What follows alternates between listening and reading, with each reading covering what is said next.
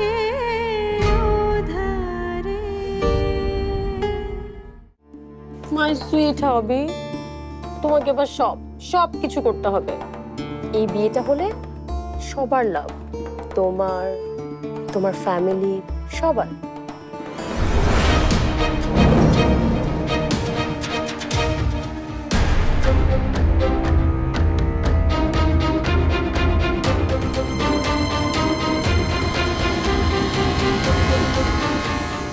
আব্বু আব্বু আম্মু ভাইয়া ভাবি বিশাল তোমরা কোথায়?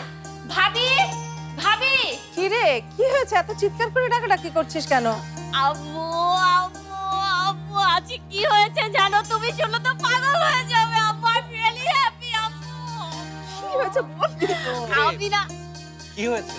ভাইয়া ভাবি শোনো না, আমি আমি আমি না তুমি তো, তোমার জন্যই তো সব, তোমার জন্যই তো সব হচ্ছে, তোমার স্বপ্ন পূরণ হতে যাচ্ছে। তুমি কিভাবে জানলে? ও মা, আমি জানবো না? আমি তো আগে জানবো। এখন তাড়াতাড়ি চলো তো। কে তাতই? কি বলছিলি তুই? তোদের ওয়ার্কশপ ফাইনালতে কি হলো? আব্বু আমি ড্যাড, এসব কথা পরে বলবেন তো, দিন তো পড়েই আছে। সিনথিয়া আপু কল করেছিল, দে আর অন দা ওয়ে। তা থেকে এখনই যদি একটু না সাজাতে পারি, এরকম এভাবে জিন্স টিন্সে দেখে ফেলবে না? রাজীব ভাই কানাডাবাসী হলে কি হবে? ওনার কিন্তু বাঙালিয়ানাই পছন্দ, তাই না হিমেন? হ্যাঁ হ্যাঁ মা, তোমাকে না বলেছিলাম ওকে ভালো করে সাজিয়ে টাজিয়ে নিতে। আর কাপড় বের করেছিলে? হ্যাঁ, আমি পছন্দ করে 3টে শাড়ি বের করে রেখেছি। তাতে যেটা পছন্দ করে সেটা পরবে। আয় মা, ঘরে আয়। চলো চলো, তোমাকে সাজিয়ে দিই। আয়। এক মিনিট। তখন থেকে সাজগোজ, বিয়ে, শাড়ি এসব কি বলছো তোমরা? হচ্ছেটা কি বাড়িতে? তোমার স্বপ্ন পূরণের প্রথম ধাপ গো ননদিনী। তোমাকে একজন দেখতে আসছে, তোমার বিয়ে হতে যাচ্ছে, বিয়ে। বিয়ে আমার? ভাবি তুমি এসব কি বলছো? তোমার কি মাথা ঠিক আছে? বিয়ে কবে, কখন? আমার স্বপ্ন ছিল, আমি না কিছু বুঝতে পারছি না। ভুল কি বললাম? প্রত্যেকটা মেয়েরই তো বিয়ের স্বপ্ন থাকে। এই যে আমি আমার নিজের হাইফাই বাড়ি ছেড়ে তোমার ভাইয়ার সঙ্গে এরকম একটা বাড়িতে উঠেছি কি এমনি এমনি? আমি তোমার ভাইয়াকে ভালোবেসেছিলাম, তারপর বিয়ের স্বপ্ন দেখেছিলাম, আর সেই স্বপ্ন পূরণ করার জন্যই তো এই বাড়িতে এসে উঠেছি। না হলে কি আমার মতো মেয়ে? যাই হোক, তোমার তো রাজকপাল।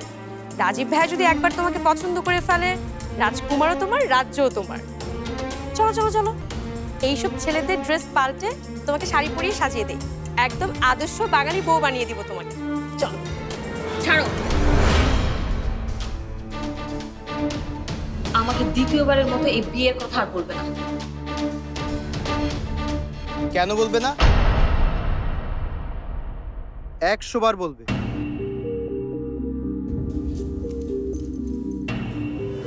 নিশান, তোকে কিছু বলতে হবে না আপি, যা শোনার আমি দরজা থেকেই শুনেছি আর অবাক হয়েছি। এসব আমাদের বাড়িতেই ঘটছে। একবার যখন তোর বিয়ের কথা উঠেছে না আপি, তখন তুই যতই বলিস, এ কথাটা বারবার ওদের মাথায় পপ আপ করতেই থাকবে। আর এ বাড়িতে তো এসব কথা বলার লোকের কোনো অভাব নেই। বিশাল, যা বুঝিস না তা নিয়ে কথা বলিস না। আমরা এখানে সবাই বড়রা আছি, বাড়ির মেয়ের বিয়ে নিয়ে ভাবার দায়িত্ব বড়দের, তোর না। দায়িত্ব?